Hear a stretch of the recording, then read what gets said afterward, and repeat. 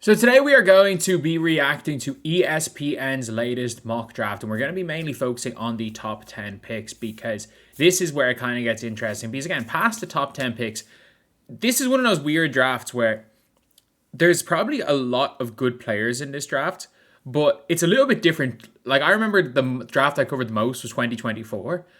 But because there was no out and out number one overall pick, there were arguments that guys that went like 14 should have gone number one. Like, it was the maddest draft ever. And I remember obviously I've been covering that on YouTube, previously as a 16-year-old, writing articles on a website called Hub Pages about the 2013 NBA draft. And it was kind of the same feeling for that. But this year, there's a clear big three. And then for me, there's a clear big fourth, which is Caleb Wilson. And just don't let him go to the Thunder. Whatever we do for the good of the sport, don't let him go to the Thunder. But you've got Darryn Peterson at number one. Again, I would have really liked to have seen Darryn Peterson against... Who did they play? Kansas. Like, he's only played 2 games. One was in a loss against UNC. I would like to have seen Darryn Peterson play in more games. Like, he'll be reevaluated on Friday. I would like to see him play in more games before I say no doubt number one, especially when Cam Boozer and AJ Dybansta exist. If Boozer and Dybansta did not exist, I'd be okay with saying, look, don't care, he's that good, number one. Like, there's been players that have been injured in the mold of like a Kyrie that still went number one.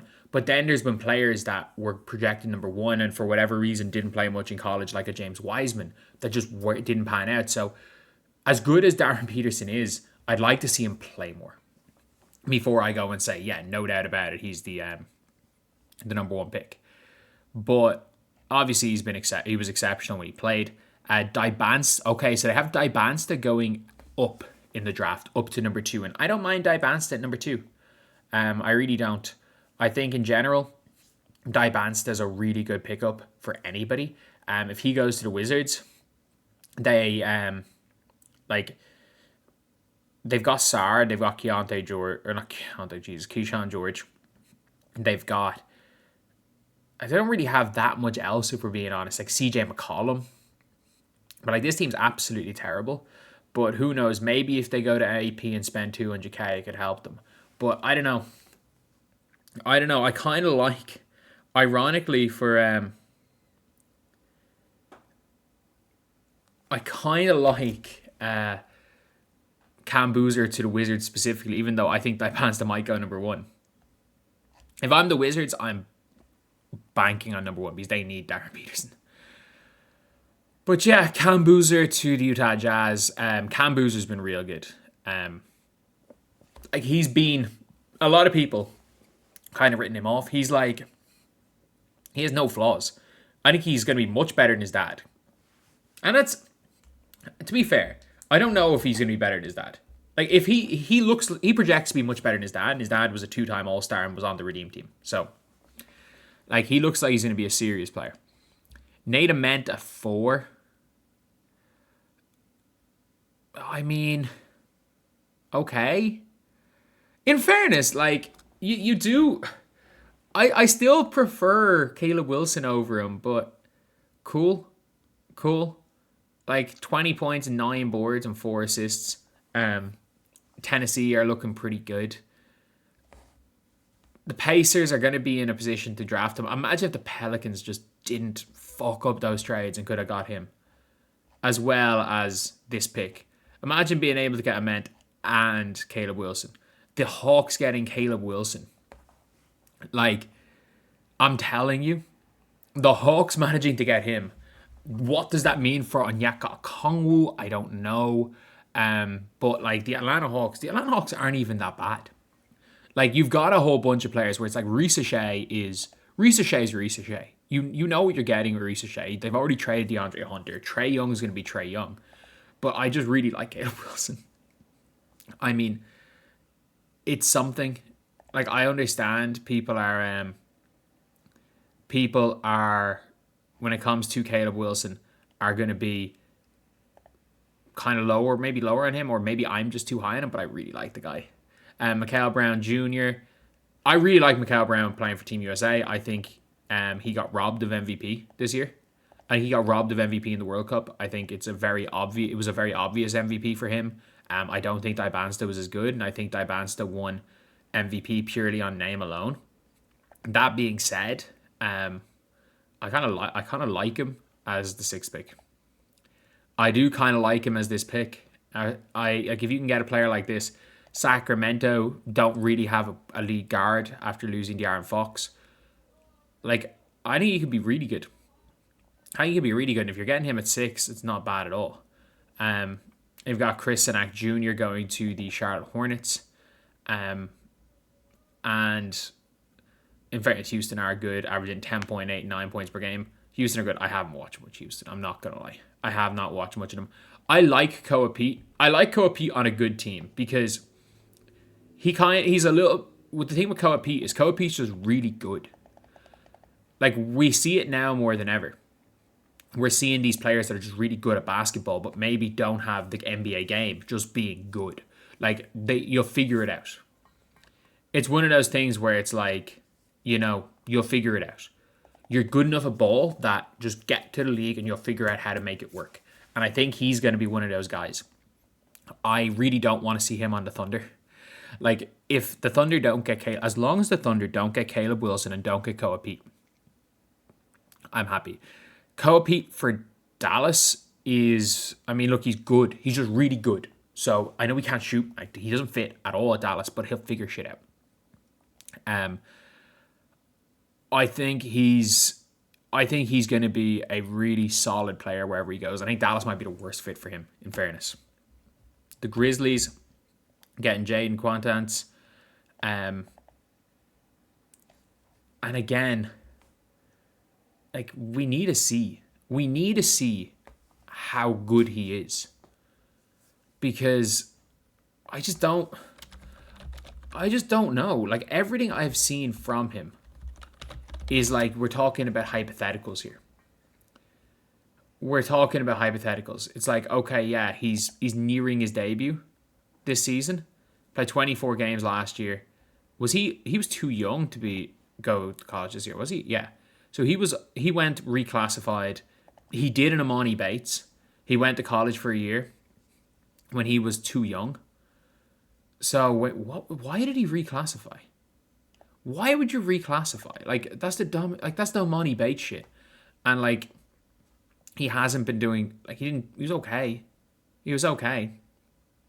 But even when he was with USA, I'm looking at it here, he wasn't great. Like, look, I don't know much about this guy. People talking about him as a top 4 player. I don't know. Like,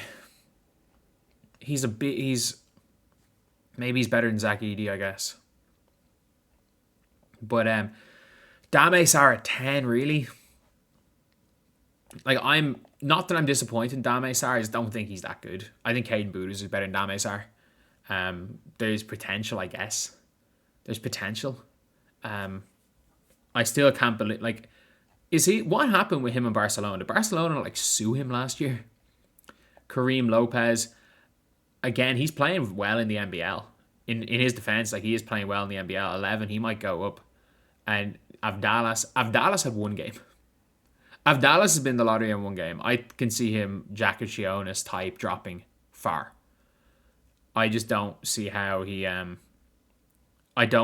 stays in the lottery. I don't think he's good. He's not good enough.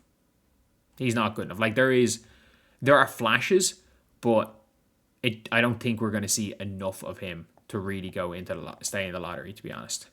Braylon Mullins, you kind of know with UConn players, they're all going to be solid. Like, even Lee McNeely was pretty solid, so it's kind of safe thing taking a player from UConn. Darius Acuff Jr. from Arkansas, fair enough. Him going at the end of the lottery. So Boston Thomas Hawk from Florida. They're taking upperclassmen, makes sense. LeBron Filion from Alabama at 16.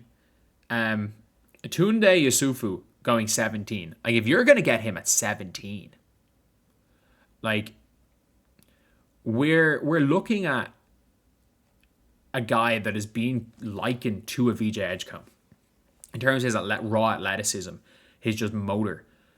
You're getting a guy that at 17 who has unlimited upside. unlimited upside. So I think 17, he goes higher than 17 when it's all said and done. Have no idea. Like, Landenberg, a senior averaging 11 points per game. I don't know about that one. That high. Kingston Flemings for Miami. I mean, that's not a bad thing. Bennett Sturts. I wonder how high he goes, because he's one of the best players in the nation. He's just a senior. Just like, I wonder if Alvaro Falgueras ends up in the draft this year. Steinbach. Do they have... It's going to Dash Daniels. I think Dash Daniels is a steal. Like, Dash Daniels is basically just Dyson. He's genuinely basically just Dyson. I think Dash Daniels is a really solid pickup at 23, which the Thunder can take a risk on. Ade Mara is just huge. Like, going late first round. Like, I don't know if he'll ever be an NBA player. He's just fucking huge. Again, I've not watched St. John's, so I have no idea. Miles Bird. Anything else here? Oklahoma City. They have 4 first-round picks this year. Alex Condon's actually not a bad pick for them. Joseph Tugler to the Nuggets. Dwayne Aristotle. Second-round pick. Anyone that I'm looking at the second-round pick, I'm like, I think JT Toppin for a second-round pick could be good. Alex Caravan. I think, again, if you're getting him in a second-round pick, I think he makes a roster. Are both the Ivicic brothers here? Zvonimir was originally meant to be a starter, and he just kind of faded. So solo ball, like, if you guys know anything, solo ball is something that, like, solo is something you do in Irish Gaelic football. Solo ball for an Irish person is the greatest name ever. Buggy Fland was projected to be a first round last year. If you're getting Buggy Fland at the end of the second, that's a steal. That is a steal. Like, a lot of these players that have huge drops, like your Justin Edwards and stuff, they end up being steals. Do they have your man going the second round? De La Rey, yeah. De La Rey is hooping. I think he's going to be a first rounder when it's all said and done. He's hooping for Valencia. There's no one really in the second round. Only one of the Ivicic brothers. So yeah, that's Andrei Stojakovic going into the draft. That's an interesting one. Okay, so we transferred again. So yeah, that's pretty much it, lads. That is the draft. I'll see you guys.